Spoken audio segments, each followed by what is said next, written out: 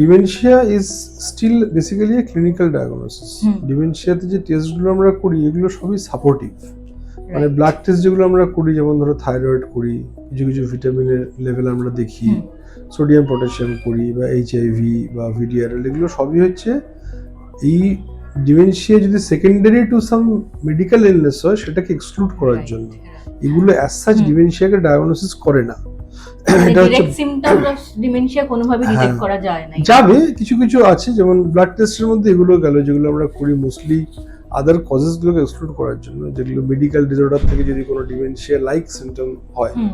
কিন্তু আর যেখানে ইমেজিং এর প্রশ্ন আসছে সেখানে অবশ্যই সিটি বা এমআরআই আমরা করি, সেটাতে যেটা ডিমেনশিয়াতে আমরা দেখি যে ব্রেন ভলিউমটা কমে যায়, অ্যাট্রফি, সেটা আমরা দেখি অ্যালজাইমার্স ডিমেনশিয়ার ক্ষেত্রে। আবার যদি এটা ভাস্কুলার ডিমেনশিয়া হয় সেক্ষেত্রে আমরা দেখি যে একটা ব্লাড সাপ্লাই যেটা ব্রেনে আছে সেখানে অনেক সময় দেখা যাচ্ছে যে সাফিসিয়েন্ট হচ্ছে না, একটা ক্রনিক ইনফার্ক্ট, একটা chronic lack of blood supply to the brain, এগুলো আমরা দেখতে পাই। কিন্তু এগুলো কোনোটাই কিন্তু ওই কনফার্মেটিভ নয়, এগুলো হচ্ছে সাপোর্টিভ, মানে এগুলো আমরা পেলাম প্লাস আমরা একটা ক্লিনিক্যাল পিকচার দেখলাম, তখন আমরা ভাববো যে না এটা ডিমেনশিয়া হতে পারে। এবার আরো স্পেসিফিক টেস্ট যদি আমরা করতে চাই তখন আমাদের যেমন ধরো পেট স্ক্যান আছে, স্পেক্ট স্ক্যান আছে, এগুলোতে ব্রেনের শুধু স্ট্রাকচার না ফাংশন দেখা যায়, মানে ব্রেনের বিভিন্ন পার্টে কতটা ফাংশনালিটি আছে সেটা এই স্ক্যানগুলো দ্বারা আমরা দেখতে পাই। তো সেগুলো দিয়ে আমরা যেমন কিছু ফ্রন্টোটেম্পোরাল ডিমেনশিয়া হলে দেখা যাচ্ছে যে ফ্রন্টাল এবং প্যারাইটাল লোবের ফাংশনটা কমে যাচ্ছে। তো এইভাবে আমরা এটা বুঝতে পারি যে স্ট্রাকচার যদি অ্যাপারেন্টলি ঠিকও থাকে সেক্ষেত্রেও ফাংশনটা ইম্পেয়ার্ড হচ্ছে কিনা। এবং এছাড়া ধরো সেরিব্রোস্পাইনাল ফ্লুইড যেটা সিএসএফ নিয়ে আমরা ওখানে অ্যালজাইমার্স ডিমেনশিয়ার ক্ষেত্রে মানে অ্যালজাইমার্স যে টিপিক্যাল প্যাথোলজিক্যাল ফিচার যে অ্যামাইলয়েড ডিপোজিট, তো অ্যামাইলয়েড প্রোটিনগুলো অনেক সময় সিএসএফ এ ডিটেক্ট করা যায়। তো এইভাবে বিভিন্ন রকম সাপোর্টিভ ইনভেস্টিগেশনের দ্বারাই আলটিমেটলি ডায়াগনোসিস এস্টাবলিশ হয়, কিন্তু এখনো কোনো রকম ক্লিয়ার কাট দা টেস্ট নেই। যেমন থাইরয়েডের ক্ষেত্রে আমরা বলতে পারি যে টি3 কমে গেছে তো ইট ইজ লাইক হাইপার, সেরকম কিছু নেই।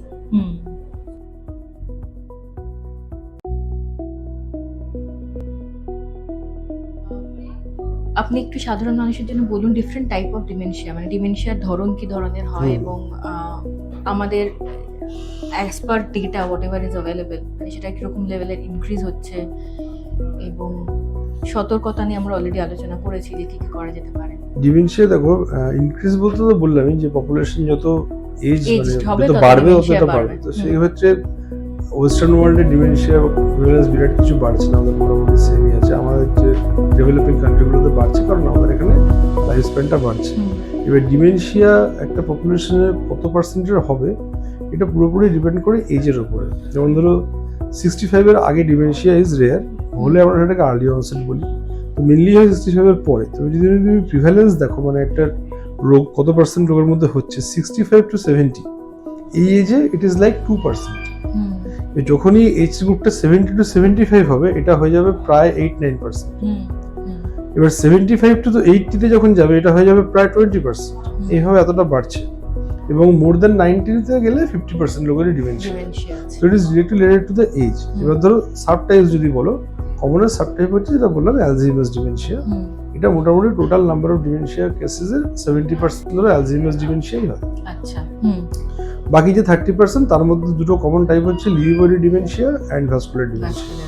তো এখানে ভাস্কুলার ডিমেনশিয়াতে যেটা মেনলি বললাম যে ব্লাড সাপ্লাই অফ ব্রেনটা কমে গিয়ে ব্রেনের বিভিন্ন এরিয়া এফেক্ট করে এবং সেটা পার্টিকুলার কার কোন আর্টারিতে স্ট্রোক হচ্ছে তার উপরে ডিপেন্ড করবে তার কোন ফাংশনটা আগে যাবে। সেই জন্য এদের অনেক ফাংশন প্রিজার্ভ থাকে। যেটা মেইন ডিফারেন্স হয় যেটা হচ্ছে গিয়ে মানে অ্যালজাইমার্স ডিমেনশিয়ার মেইন সমস্যা হচ্ছে ফরগেটফুলনেস। এবার এখানে কিন্তু ভাস্কুলার ডিমেনশিয়াতে সবসময় ফরগেটফুলনেস প্রমিনেন্ট না হতে পারে, সেখানে মোর বিহেভিয়ারাল প্রবলেম দিয়ে সময় স্টার্ট হতে পারে। তো এবার এটা ছাড়া লিউই বডি ডিমেনশিয়াটাও মোটামুটি ভাস্কুলারের মতোই কমন, অ্যারাউন্ড 15% পপুলেশন। এখানে লিউই বডি বলে একটা পার্টিকুলার প্যাথোলজিক্যাল ফিচার্স আমরা ব্রেনে পাই। আচ্ছা। এখানে আবার যেটা থাকে যে খুব কমনলি থাকে ফল, হঠাৎ করে পড়ে যাচ্ছে। আচ্ছা। তার সঙ্গে ব্যালেন্সের সমস্যা, কিছু পার্কিনসনিয়ান ফিচার্স এদের থাকে। তার সঙ্গে এদেরও ওটাই থাকে যে মানে ফরগেটফুলনেস থেকে আগে বিহেভিয়ারাল প্রবলেমগুলো চলে আসে। এবং এর থেকেও আরো রেয়ার হচ্ছে ফ্রন্টোটেম্পোরাল ডিমেনশিয়া, এটা আরো রেয়ার, যেখানে মেইনলি আমরা বিহেভিয়ারাল সমস্যাই দেখি, ফরগেটফুলনেস এগুলো কম দেখি।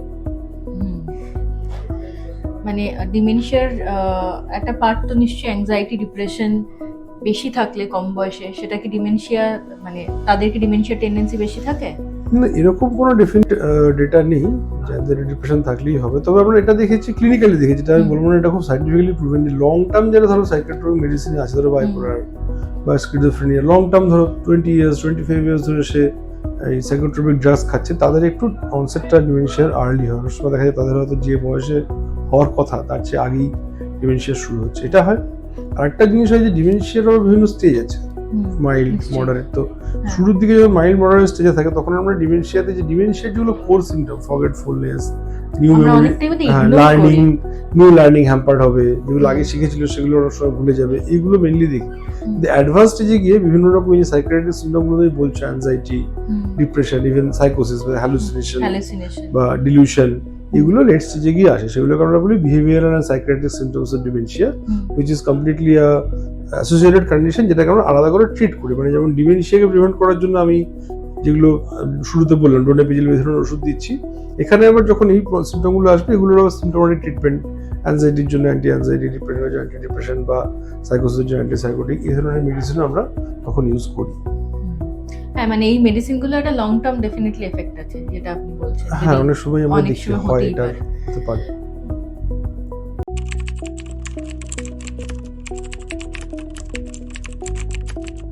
ডিমেনশিয়া ধরুন ধরা গেল, এবার পুরো প্রসেসটাকে স্লো ডাউন করবার জন্য সাধারণ মানুষের কি করা উচিত? মানে সেটাকে বাড়তে না দেওয়ার জন্য কি করা যেতে পারে? সাধারণ মানুষকে তো আমাদের কাছে আসতে হবে নিশ্চয়ই। তারপরে আমরা অবভিয়াসলি টাইপ অফ ডিমেনশিয়া দেখে কিছু কিছু মেডিসিন আমরা প্রেসক্রাইব করি, যেগুলো টু সাম এক্সটেন্ট প্রসেসটাকে স্লো ডাউন করে। এটা তো রিভার্সিবল নয়, ফলে যে ড্যামেজটা অলরেডি হয়ে গেছে, সেটাকে পিছনে যাবে না, অ্যাট্রফি, যেটা ব্রেন অ্যাট্রফি হয়ে গেছে, সেটা তো চেঞ্জ করা যাবে না, বাট প্রোগ্রেসটা স্লো হয়। ধরো কোনো ওষুধ না খেলে যেটা হয়তো 2 বছরের মধ্যে হবে, সেটা হয়তো ওষুধ দিয়ে দেখা গেল 5 বছরে হবে, কিন্তু আলটিমেটলি হবে। তো এটার জন্য কিছু কিছু মেডিসিন আছে। অ্যালজাইমার্স ডিমেনশিয়ার জন্য যেমন আমরা খুব কমনলি ইউজ করি ডোনাপিজিল বলে একটা মেডিসিন, ঠিক আছে?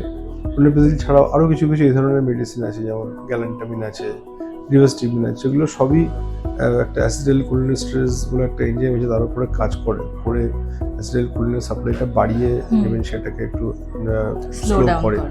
সেরকম for other types of dementia other medicines are there, যেমন ভাস্কুলার ডিমেনশিয়ার ক্ষেত্রে বা dementia with Parkinsonism, Lewy body, সেগুলোর ক্ষেত্রে আমরা মেমেন্টিন বলে একটা অন্য মলিকিউল ইউজ করি, যেটা একটা অন্য মেকানিজমে কাজ করে। এগুলো সবই একটু এই প্রসেসটাকে স্লো ডাউন করতে হেল্প করে। ফার্মাকোথেরাপিটাই মেইনলি ইউজ হয় to slow down the process. Genetics কি কোনোভাবে রেসপন্সিবল ফর ডিমেনশিয়া? মানে বাবার থাকলে ছেলের হবে বা মায়ের থাকলে মেয়ের হবে? Genetics is very important in few cases. যেমন অ্যালজাইমার্স ডিমেনশিয়ার ক্ষেত্রে খুব স্ট্রং জেনেটিক একটা ব্যাকগ্রাউন্ড রয়েছে, যেখানে স্পেসিফিক কিছু জিন আইডেন্টিফাইড হয়েছে যে এই জিনগুলোতে মিউটেশন থাকলে তোমার ডিমেনশিয়া, অ্যালজাইমার্স ডিমেনশিয়া হওয়ার চান্সটা বেড়ে যাবে। তো same with Lewy body dementia. সব ডিমেনশিয়া, ভাস্কুলার ডিমেনশিয়ার ক্ষেত্রে it is mostly a vascular event, যেখানে ব্রেনের ব্লাড সাপ্লাইটা কম হচ্ছে, তো সেখানে it is not that important. But Alzheimer's ডিমেনশিয়ার ক্ষেত্রে খুবই ইম্পর্টেন্ট জেনেটিক ব্যাপারটা। তার মানে এইটা ভাবে, মানে কারোর ফ্যামিলিতে হিস্ট্রি থাকলে তাদের আরো বেশি, হ্যাঁ, অ্যালজাইমার্স ডিমেনশিয়ার হিস্ট্রি থাকলে বা লিউই বডি ডিমেনশিয়ার হিস্ট্রি থাকলে chances are there more than the general পপুলেশনের থেকে চান্সটা বেড়ে যাচ্ছে অবভিয়াসলি। আর কোনোভাবে কোনো লাইফস্টাইল মডিফিকেশন আছে, মানে যেটা আর্লি এজ থেকে করলে যেটা ডিমেনশিয়ার? হ্যাঁ, কিছু কিছু আছে, যেমন ধরো লাইফস্টাইল মডিফিকেশনের মধ্যে দেখা যাচ্ছে এক্সারসাইজ, যেটা সব অসুখের ক্ষেত্রেই বারবার ঘুরে ঘুরে আসে। Regular exercise. তারপর ধরো স্মোকিং, যেমন স্মোকিং করলে কিন্তু একটা সময় কিছু কিছু একটা ভুল ধারণা ছিল যে স্মোকিং প্রিভেন্টস, কিন্তু এরকম কিছু নয়। স্মোকিং অ্যাকচুয়ালি ডিমেনশিয়ার ক্ষেত্রে ক্ষতিকর। তো স্মোকিং না করা, অ্যালকোহল যদি খুব মাইল্ড টু মডারেট অ্যামাউন্টে নেওয়া যায় সেটা maybe mildly beneficial, but regular or more intake is again ডিমেনশিয়ার জন্য খারাপ। এটা আছে।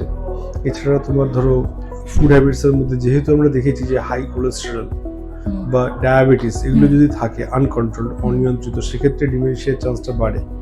ন্যাচারালি আমরা যদি ডায়েটটাকে সেইভাবে একটু মডিফাই করি, যেখানে আমার কোলেস্টেরল, ব্লাড সুগার এগুলো কন্ট্রোলে থাকবে, তো সেগুলো আলটিমেটলি হেল্পই করবে।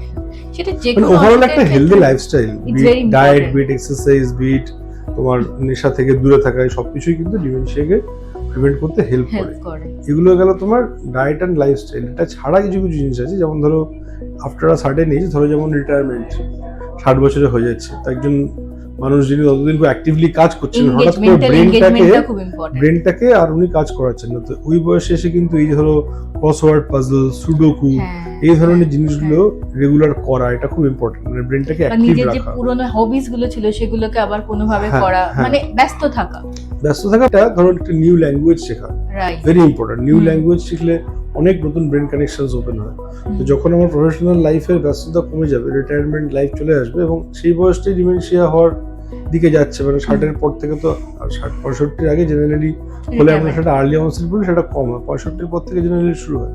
তো 60-এর পর থেকে, রিটায়ারমেন্টের পর থেকে যদি এই ব্রেন অ্যাক্টিভিটি গুলো করা যায়, সেটাও হেল্প করবে in addition to the lifestyle factors যেটা বললাম। মানে ইনফ্যাক্ট বোধহয় কম জেনারেশন, মানে কম বয়স থেকে মাথার কাজটাকে অ্যাক্টিভ রাখাটা খুব ইম্পর্টেন্ট। মানে আজকাল যেটা কি হয় যে রিটায়ারমেন্ট এজ অবধি তো সবাই আমরা মাথা ইউজ করতেই থাকি, যেটা হয় রিটায়ারমেন্টের পরে এটা হয়, একটা লোক হঠাৎ করে তার অ্যাক্টিভিটিটা কমে যায়, তখনই সমস্যাগুলো দেখা দেয়। খুব সিম্পল জিনিস, ধরো একটা খবরের কাগজ, সেটাকেও ডেলি পড়া, পুরোটা রিডিং ইজ ভেরি ইম্পর্টেন্ট। তো এইগুলো আর কি দেখবে যখন ডিমেনশিয়া হয়ে যায়, আমরা শুনি যে লোকটা কিছুই করে না, সে কাগজে পড়ে না, টিভিও দেখে না, তো ন্যাচারালি বিকজ সে তো আর ইনফরমেশনগুলো প্রসেস করতে পারে না, ন্যাচারালি সে ইন্টারেস্ট লুজ করে ফেলে।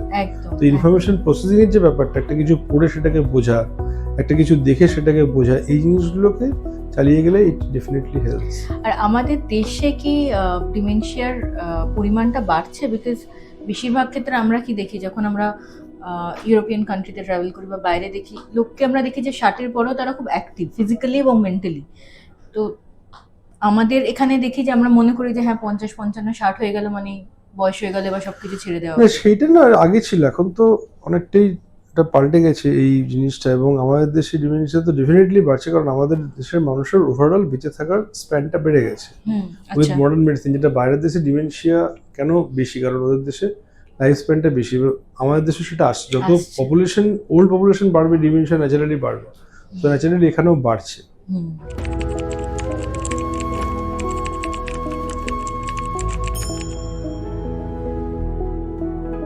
এবার ডিমেনশিয়া ধরা গেল, চিকিৎসাও শুরু হলো, বেশিরভাগ ক্ষেত্রে দেখা যায় যে বয়স্ক মানুষরা একা থাকছেন।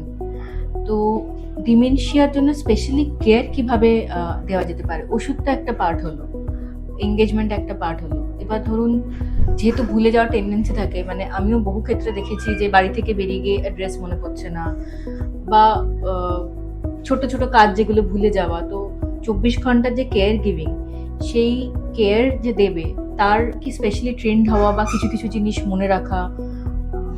হ্যাঁ, কেয়ার গিভিং এর জন্য দেখো সবার পক্ষে হয়তো ট্রেন্ড লোক অ্যাফোর্ড করা পসিবল না, বাট একজন তো অবভিয়াসলি বাড়িতে যারা থাকবেন, বা যদি বাড়ির লোক তারাও যদি বয়স্ক হন, বা বাড়িতে ধরো অনেক সময় বাড়ির লোক ধরুন বাইরে সারাদিন থাকছে না, তখন তো লোক রাখতেই হবে।